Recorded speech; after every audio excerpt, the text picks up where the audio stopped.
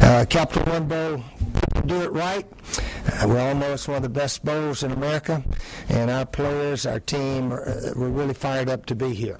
Very convenient for our fans to get here. I think we'll have a big turnout of Gamecocks down here, and somebody told me the Gators are going to be home for the holidays. Maybe we can get a bunch of Gators to come to our ball game and help fill up the stands here. But our team's we're fired up. We're looking forward to the week down here. Wisconsin, excellent team, 9-3 record. Easily could have been a couple wins better, probably. We all know they had that incident out at Arizona State where the quarterback put the ball on the ground, and they said game over or whatever. But they're a very good team, one of the best running teams in the country. I think they got 2 backs over 1,000 yards.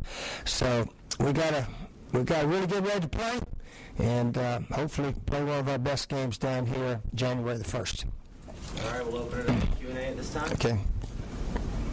Coach, for the players and the disappointment of not getting to the SEC championship game, is that more do you see that with this gap?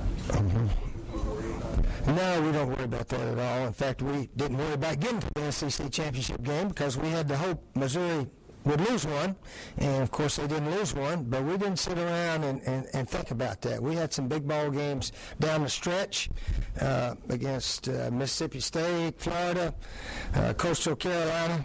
Came in actually with a 10-1 record, I think, and then of course our in-state rival Clemson. So we didn't talk much about that. We tried to talk about the next opponent. And fortunately, our team, I think, was well focused on the game at hand and not one that we hoped we might could get to. But again, this year was similar to the last 3 years in that we beat the division winner, but we lost 2, and they did not lose again. So if we want to win the division, maybe we need to try to just beat everybody, and we might can get there. But this team accomplished a lot. Our team, I don't know if a lot of people know, we only had 4 seniors starting the season on scholarship. We put a walk-on kid on a little later on. And we may have 2 or 3 come out early, but we were one of the youngest teams actually in Division I football. So this team achieved a lot, really, for playing a bunch of guys that have not played all that much. Our leading tackler, Sky Moore, kid from Florida, true freshman. So we've got a lot of players coming back next year. Hopefully we'll have another solid recruiting class, and hopefully have another similar year or a little bit better next year. Coach, what's it like being coming back to Florida as a Gamecock coach versus a Gator coach?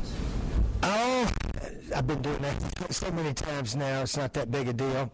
We had a heck of a game down here with UCF early in the year.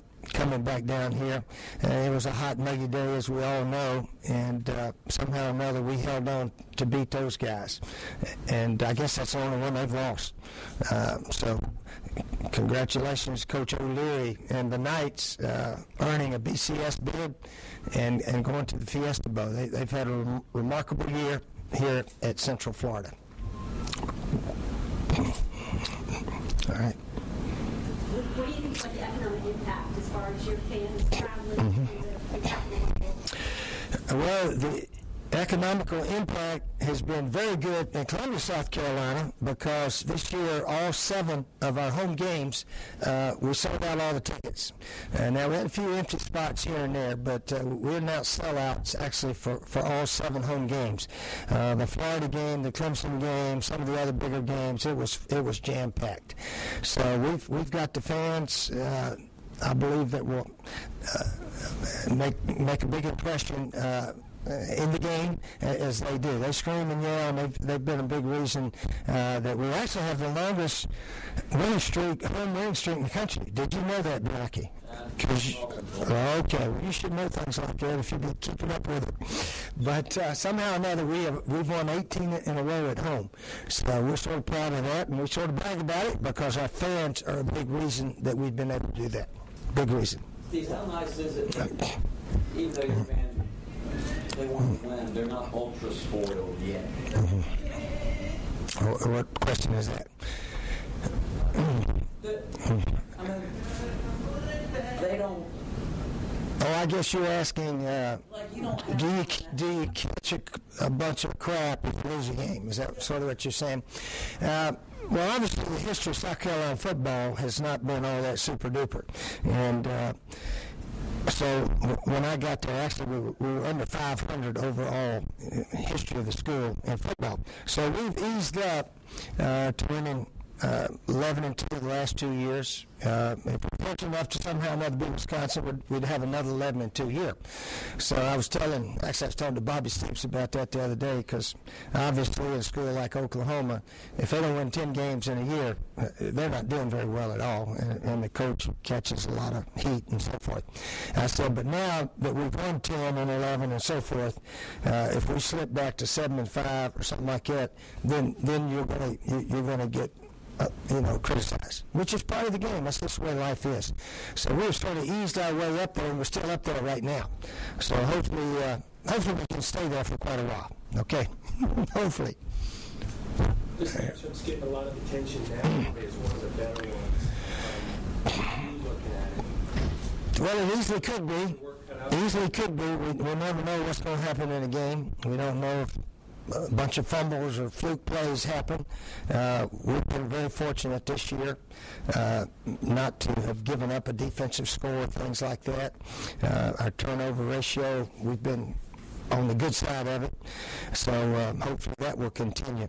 But yeah, I guess when we look at both teams, look very evenly matched and so forth. So yeah, we're expecting a good, close, hard-fought game, and whoever probably makes a play or two in the fourth quarter will be the winner.